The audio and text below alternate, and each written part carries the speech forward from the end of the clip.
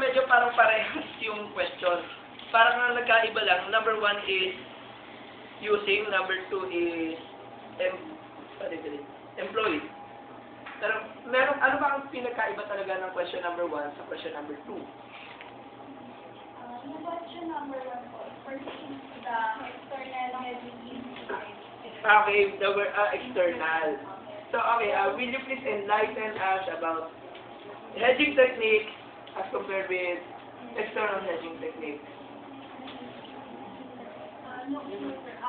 The question number 1 is pertains to the external hedging instrument. Instrument. Okay, sige, na-overlook ko. And then, Number 1 is instrument. Number 2 are how they apply techniques. how they apply the instrument they stated in number 1. Okay. That's the So, that's why close-ended guys sa 1, given na yung instrument. Tapos, sa 2, techniques itself na, no? Tingnan nga natin yung ano.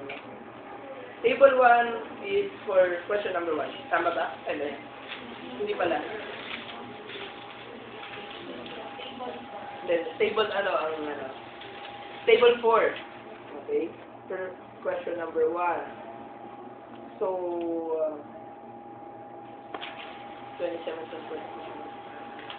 Check all that applies yan, so hindi dapat mag-30 lang yan.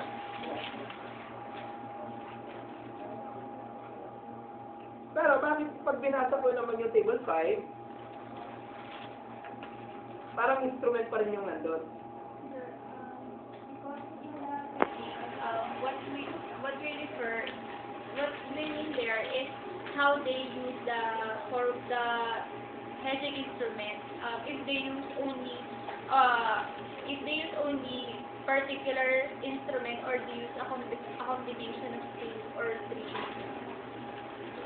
Pero parang wala namang magbibigay ng ganang solution na ganda combination o ano. Kasi pag pinabili niyo siya, makikita lang din natin na kung ano yung mga instrument na nagagamit nila. Pero I mean, are there any particular terminologies for the techniques itself? Not naming the techniques as the same term of the instrument. Kasi parang kung akong mag-interpret nito, parang mo na rin tinanong yung sa question 2 kung anong instrument yung ginagamit nila. Which is parang the same as question number 1. Knowing that the results that you have gathered appears to be the instrument, di ba? Nag-open-ended ka sa question number 2. And what you're after are techniques, di ba? But it appears that the results gathered, ang sinagot na respondent ninyo are instruments. Do you think the question is strong, di ba? To get what is expected. Did it meet your expectation? I mean, if you gave this questionnaire to the respondent, what is your expectation about the response that should be written in number 2? Are you expecting that the respondent will write the instrument?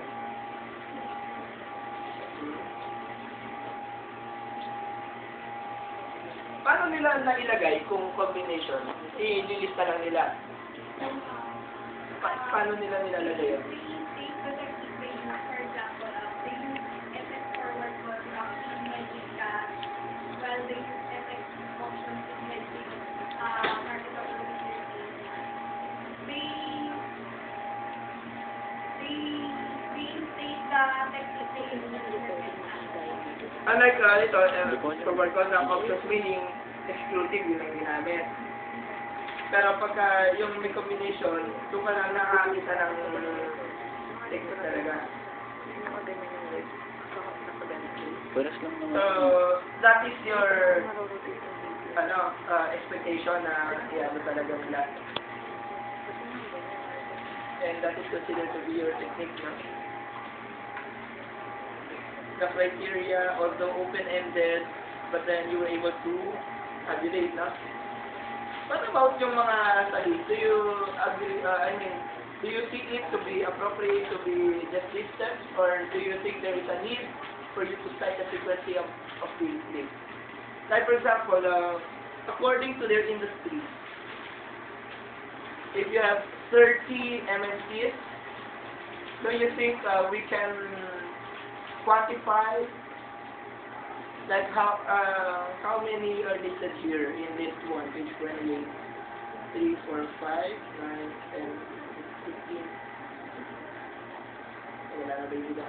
3, 4, 5, 6, 7, 8, 9, 19 ba? Hindi na pala. These are 19 industries listed. You have 30 MNCs.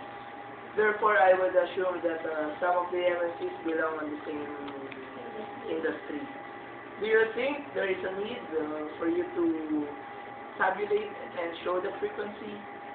Or do you think that this is just appropriate to be presented as a list? I think that it is appropriate to use this according to this because some of the respondents usually belong to industries. For example, Okay, I mean, if that would be the case, then my proposal is that you show how many among the respondents have belonged to the same industry, so that we can check if all 30 were being classified according to industry. Is that right? yes. Unless you have reasons why to use this instead of ano. Well, remember, we are in the defense, di ba? Kung you have reasons, di ba? You have justification why did you use this, then you can hear it up. Otherwise, if you're, what do you call this? If you are amenable to use table, then we will end up, we will end up accepting the, accepting the option of using table. We chose to use this because if the number of the industries is too many for 30. the number is Actually, yung number nga ng industry na na-classify is even better than the number of 10. You only have 30 LLCs. No? Wala namang naging isolated yata na LLC. So, wala namang kategorya na. Tuloy na naman, these are only 19. Parang isita mo yung 19, wala ka namang others na yung parang isolated. Then I think you can opposite the industry will be the count, no? Do you think it is significant? Would it be better for your staff to identify the frequency, or do you think it is irrelevant to show the frequency? Anong stand mo? You think it is irrelevant to show the frequency? Do you think it has no connection to the problem? And then why not show it kung may connection? So the question is, una, tanong ko, di ba? Do you think kaya ba kayo nag-list?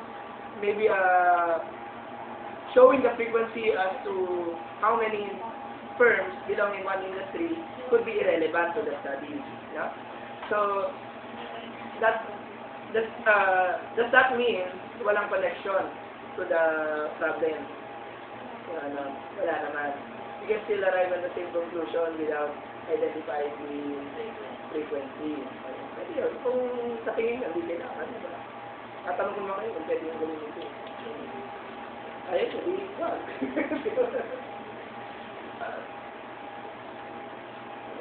Tulad nito yung sa home country, okay, yan, tabulate nyo, no?